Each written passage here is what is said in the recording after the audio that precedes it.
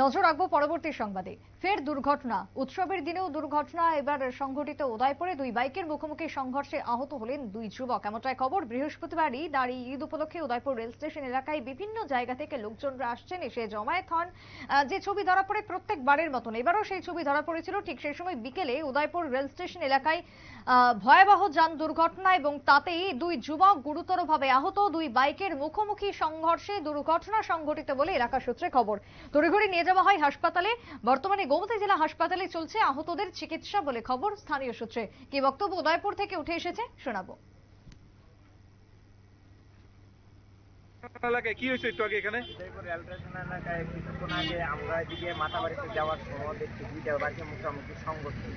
ওয়াতে একটা বাইক দুইটা, তারা দুজন গেছে আর দুজন ওই কুচি থেকে পড়ছে। আমরা সবাই দুইটা এই জায়গাতে পৌঁছি। আর এই দুর্ঘটনা ঘটার মূল কারণটা কি ছিল? বাইকটি কি দ্রুত গতিতে আসছিল?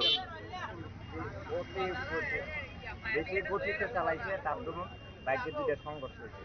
হওয়ার পরে তো একজনের মাথা ভাইতে গেছে, পাও তো অনেক কিছু ভাইতে গেছে। আমরা এই জায়গা থেকে ডিসি ফায়ার সার্ভিস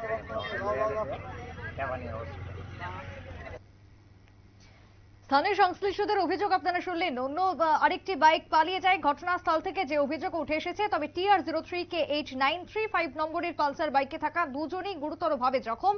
প্রত্যক্ষদর্শীরা জানান বাড়ি উদয়পুরের রাজধরনগর এলাকায় এবং সামাল মিয়া এবং নবীর হোসেন দুজনই গুরুতর আহত বলে খবর উঠে আসছে উদয়পুর থেকে। ঘটনায় ব্যাপক চাঞ্চল্য স্থানীয় মহলে। ছোট্ট বিরতির পর ফিরবো, সঙ্গে থাকুন।